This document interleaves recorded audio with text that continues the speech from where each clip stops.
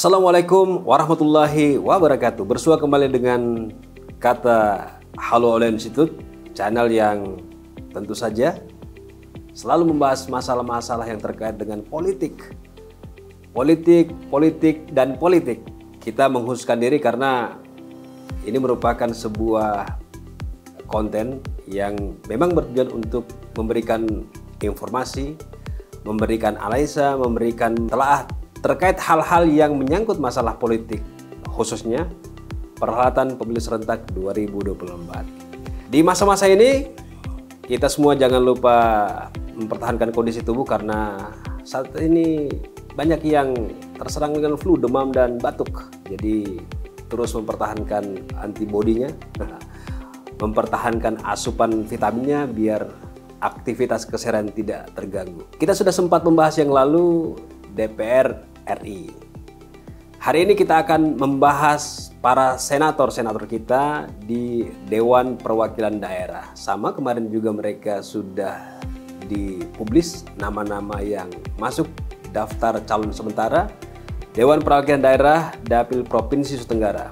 Berbeda halnya dengan DPR RI, kalau DPD itu kita kebagian jatah 4 kursi, hanya 4 kursi. Kalau DPR RI itu kan ada 6. Kalau DPD itu 4 kursi. Hari ini yang dirilis oleh KPU Provinsi Nusa Tenggara, daftar calon sementara itu berjumlah 24 nama, 24 individu yang akan memperebutkan 4 kursi. Kalau DPR RI jauh lebih banyak kontestannya. Karena dianggap, tanda kutip ini, DPR RI itu jauh lebih bergengsi. Padahal sebenarnya DPD juga bukan sebuah status yang abal-abal karena mereka juga memperjuangkan aspirasi daerah walaupun mekanismenya berbeda tentunya. Nah, bagaimana geliat di DPD sendiri? Memang dalam konteks publik kita jarang bersentuhan dengan anggota DPD karena memang apakah intensitas pertemuannya atau resesnya tidak sebanyak anggota DPR RI atau seperti apa mekanisme teknis di lapangan sampai hari ini juga ini masih merupakan ranah yang terus harus bisa kita pelajari, baik fungsi, tugas, dan peruntukannya bagi masyarakat. Jadi mekanismenya tidak jauh berbeda dengan anggota DPR RI. Ada reses, ada bagaimana memperjuangkan aspirasi masyarakat. Namun secara umum tugas dan fungsi ini yang sebagian besar dari masyarakat banyak yang belum mengetahui. Nah, kita akan konsentrasi terhadap pencalonan karena ini adalah wakil-wakil yang akan kita pilih. Nah, sebagai informasi awal, incumbent atau petahana atau tokoh yang terpilih di perhelatan 2019-2024 itu yang pertama ada Hajah Andi Nirwana, kemudian ada Dr. Anus Haji MZ Amirul Tamim, berikut ada Ibu Waode Rabia Al-Adawiyah Ridwan, dan Dr. Dewa Putu Ardika Saputra. Nah, ini 4 incumbent yang akan menghadapi rival, penantang, baik kontestan juga di 2019 maupun penantang-penantang baru. Yang menjadi unik di DPD ini adalah satu-satunya incumbent yang hasil pertarungan 2004-2019 adalah Bapak MZ Amirul Tamim. Jadi beliau ini sudah akan ke periode kedua. Dulu beliau itu masuk sebagai anggota DPR RI dan kemudian berpindah ke DPD. Jadi DPR RI 1 periode, DPD RI 1 periode, dan ini akan ke periode kedua. Dari 4 incumbent, beliaulah hasil dari 2014-2019. Sekarang dari 2019 ke 2024 itu ada 4 incumbent. Apakah terganti semuanya? Ataukah masih bertahan? Ataukah komposisi akan bertahan yang 4 melanjutkan dan meneruskan masa jabatan mereka? Kita belum tahu seperti apa karena penantangnya pun bukan tokoh yang bisa dianggap sebelah mata. Sebut saja Fatmayani Harli Tombili ini merupakan peraih suara kursi ke-5. Jadi tambah sedikit lagi sudah bisa masuk ke jatah kursi atau kuota kursi yang tersedia di DPD RI. Kemudian ada Bapak Laode Umar Bonte. Beliau dulu adalah seorang politis dari PDI Perjuangan yang sekarang jadi musisi, banyak bikin lagu, dan kemudian hari ini hadir sebagai seorang calon anggota DPR RI. Jadi kalau kemana-mana lihat baleho hitam ya itulah beliau, Laode Umar Bonte. tentu dengan kekhasannya dan kemudian kemampuan, ya beliau sudah akan menantang para incumbent. Kemudian ada seorang legislator dari dulu P3, Bapak Haji Abdul Rashid Syawal. Jadi ini salah satu pentolan yang sudah makan asam garam lah beberapa kali periode di provinsi dan kemudian hari ini mencoba peruntungan di DPD RI.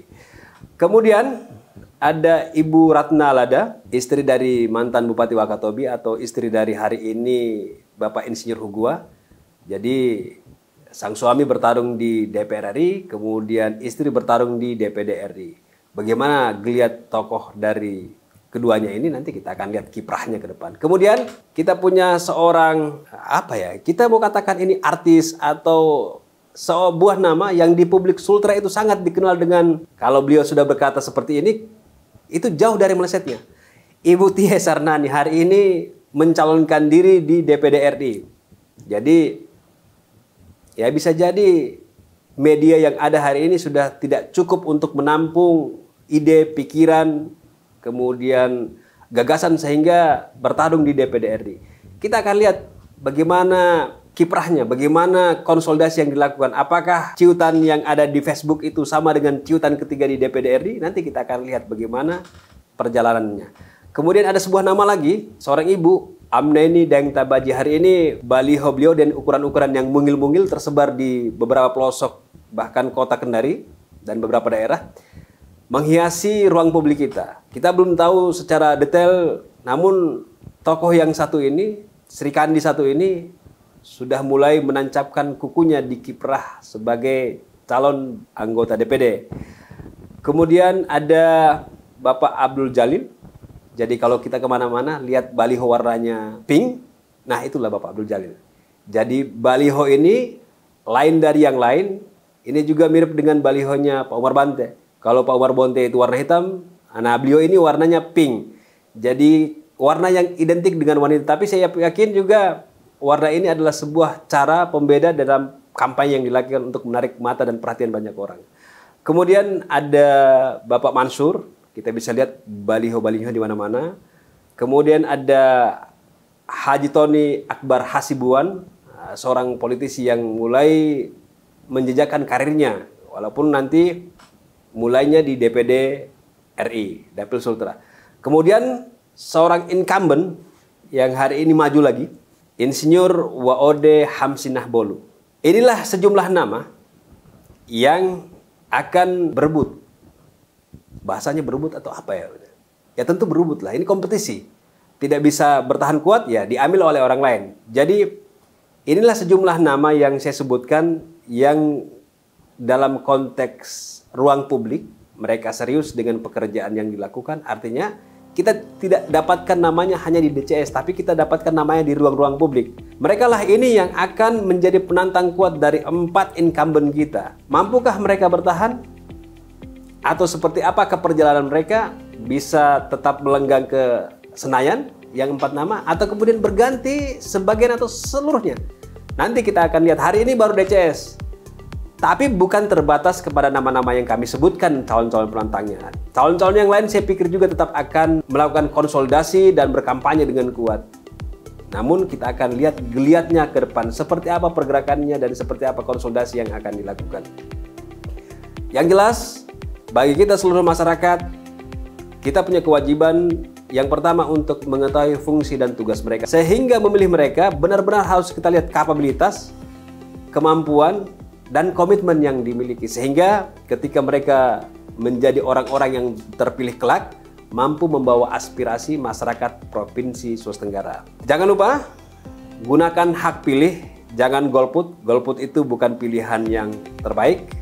Kita harus memilih orang-orang baik untuk menjadi wakil-wakil kita di DPR maupun di DPD. Karena mereka lah yang memperjuangkan aspirasi masyarakat Provinsi Sulawesi Tenggara. Sekali lagi, tidak pakai golput, gunakan hak pilih dengan baik dan berangkatlah ke TPS untuk memilih walaupun harinya belum saat ini. Demikian dari saya untuk kesempatan kali ini, sampai bertemu di ulasan yang lain. Wassalamualaikum warahmatullahi wabarakatuh.